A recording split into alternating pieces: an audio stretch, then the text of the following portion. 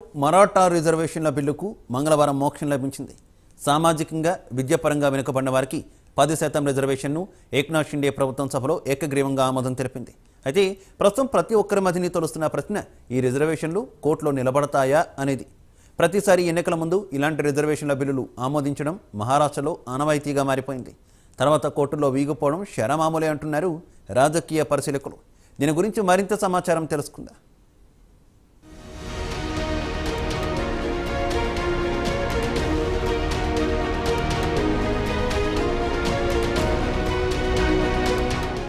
మహారాష్ట్ర అసెంబ్లీలో మంగళవారం నాడు మరాఠా రిజర్వేషన్కు శాసనసభ ఏకగ్రీవంగా ఆమోదం తెలిపింది. సామాజికంగా విద్యాపరంగా వెనుకబడిన వర్గాల వారికి ఉద్యోగాల్లో విద్యలో 10% రిజర్వేషన్ కల్పించాలన్న బిల్లుకు ప్రభుత్వం ఆమోదముద్ర వేసింది. అయితే ప్రస్తుతం అందరి మదిలో ఒకటే ప్రశ్న తొలుస్తోంది. అది ఈ రిజర్వేషన్ బిల్లు కోర్టులో నిలుస్తాయా అని ప్రశ్నిస్తున్నారు. కాగా ఈ బిల్లును Sunil B Shukre, retired judge, Maharashtra state backward class commission chief నివేదిక ఆధారంగా రూపుదిద్దింది. అయితే ఇక్కడ గమనించాల్సిన అంశమేమిటంటే గతంలో కూడా ఇలాంటి 2 చట్టాలు కోర్టులో నిలవలేకపోయాయి. ఇదే విషయాన్ని ప్రతిపక్ష పార్టీలు ముఖ్యమంత్రి ఏక్నాథ్ షిండేని శాసనసభలో నిలదీశాయి.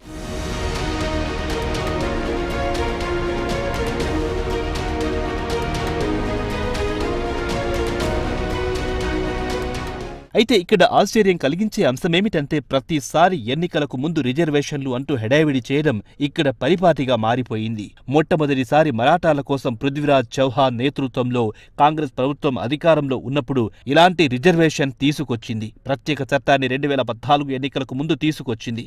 మరాఠాల కోసం ప్రత్యేక చట్టమని పేరు చెప్పి 16% రిజర్వేషన్ను ప్రకటించింది. ప్రభుత్వ ఉద్యోగాలతో పాటు విద్యలో మరాఠాలకు రిజర్వేషన్ అని హెడావిడి చేశారు. అప్పుడు నారాయణ రాణే నేతృత్వంలో ఏర్పడిన కమిటీ సిఫార్సును చౌహాన్ ప్రభుత్వం అమలు చేసింది.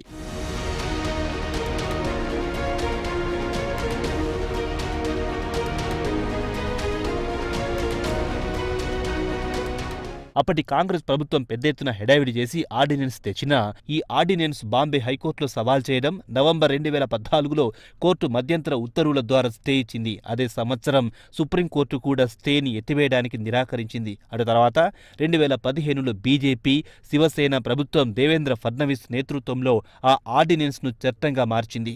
దీని తర్వాత అసెంబ్లీలో ఆమోదించింది. అటు తర్వాత ఏడాది గడిచేసరికి బాంబే హైకోర్టు అసెంబ్లీ ఆర్డినెన్స్ను చట్టం చేయడంపై స్టే విధించింది.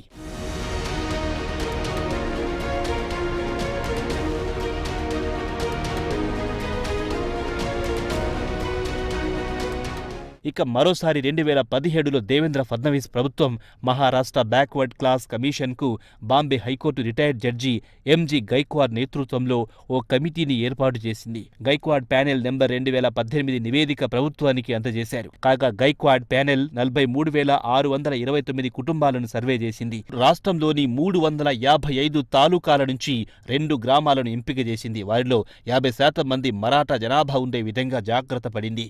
ఇక చివరగా గైక్వాడ్ తన నివేదికలో రాష్ట్రంలో 76.86% మరాఠా కుటుంబాలు వ్యవసాయ రంగంలో ఉన్నాయని, దీంతో పాటు వ్యవసాయ కార్మికులుగా పనిచేస్తున్నారని నివేదికలో వివరించారు. 6% జనాభా ప్రభుత్వ ఉద్యోగాల్లో సెమీ గవర్నమెంటు సర్వీస్లో ఉన్నారని, 3% ప్రైవేట్ సర్వీసెస్లు, 4% వ్యాపారాలు పరిశ్రమలో ఉన్నారని, 9% మంది వ్యవసాయేతర రంగంతో పాటు ఫిజికల్ లేబర్గా పనిచేస్తున్నారని గైక్వాడ్ నివేదికలో వివరించారు.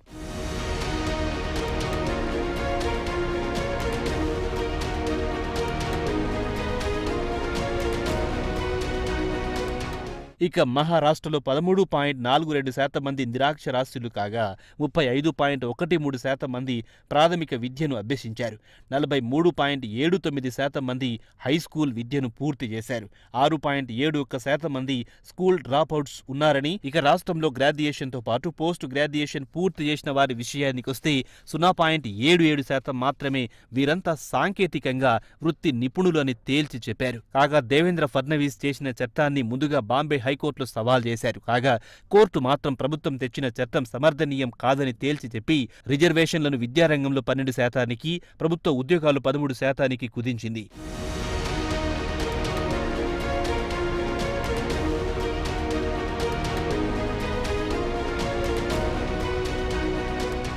ఇదిలా ఉండగా బాంబే హైకోర్టు తీర్పును సుప్రీంకోర్టులో సవాల్ చేశారు. మే 2021న చట్టం ప్రకారం ప్రభుత్వం తెచ్చిన కోటాను సుప్రీంకోర్టు రద్దు చేసింది. మహారాష్ట్ర ప్రభుత్వం మరాఠా ప్రజలకు సంబంధించిన సరైన గణాంకాలు ఇవ్వలేదని ఉన్నత న్యాయస్థానం తేల్చి చెప్పింది.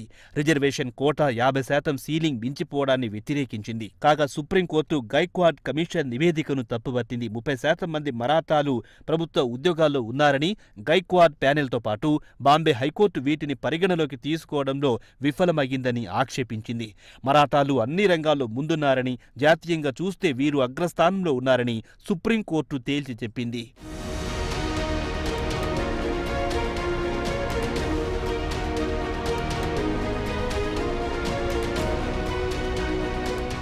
కాగా సుప్రీంకోర్టు రాష్ట్ర ప్రభుత్వాన్ని సరైన గణాంకాలను సేకరించి ఫలానా కులాలు బాగా వెనుకబడి ఉంటే వారిని వెనుకబడిన కులాల్లో చేర్చాలని సూచించింది. దీంతో షిండే ప్రభుత్వం సుక్రే ప్యానెల్ను ఏర్పాటు చేసింది. పెద్ద ఎత్తున సర్వే చేపట్టింది. మరాఠా రిజర్వేషన్ సమర్థనీయంగా ఉండేలా సర్వే చేయాలని ప్రభుత్వం ప్యానెల్కు సూచించింది. దీంతో డిసెంబర్ 2023న జస్టిస్ రిటైర్డ్ సునీల్ బి శుక్రేను నియమించింది.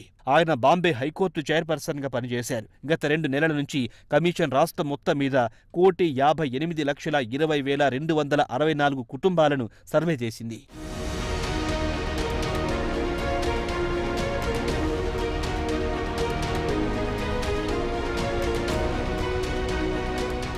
శుక్రే కమిటీ తన నివేదికలో రాష్ట్ర జనాభాలో 28% మంది మరాఠాలున్నారని, వారిలో 84% మంది బాగా వెనుకబడి ఉన్నారని, పెద్ద సంఖ్యలో ఉన్నారు కాబట్టి వారిని ఓబీసీ బ్రాకెట్లో చేర్చలేమని శుక్రే ప్యానెల్ పేర్కొంది. మరాఠాలు అత్యంత పేదరికంలో మగ్గుతున్నారని, వ్యవసాయంపై ఆదాయం తగ్గింది. దీంతో పాటు వ్యవసాయ భూములు చిన్న కమతాల వల్ల ఆదాయం తగ్గింది. రాష్ట్రంలో రైతుల ఆత్మహత్యల్లో 94% మంది మరాఠాలే అని నివేదికలో వివరించింది. ప్రభుత్వ రంగాల్లో మరాఠాలకు ప్రాతినిధ్యం ఇవ్వాలని సూచించింది.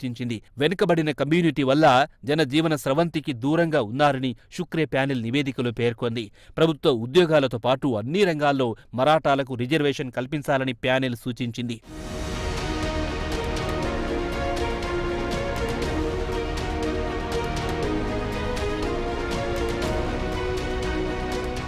ఇదిలా ఉండగా ప్రతిపక్షాలు మాత్రం షిండే, సేన, అజిత్ పవార్ ప్రభుత్వంపై విరుచుకుపడుతున్నాయి. రిజర్వేషన్ను కోర్టులో సవాల్ చేస్తామని హెచ్చరిస్తున్నారు.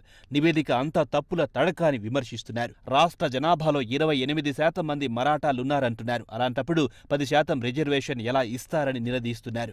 ఎన్నికలు సమీపిస్తున్న సమయంలో ఆగమేఘాల మీద బిల్లును తీసుకొచ్చి అమాయక మరాఠా పౌరులను బకరాలను చేస్తున్నారని విమర్శిస్తున్నారు. మొత్తానికి ఈసారన్నా షిండే ప్రభుత్వం రిజర్వేషన్ కోర్టులో నిలబడుతుందా లేదా అనేది వేచి చూడాల్సిందే.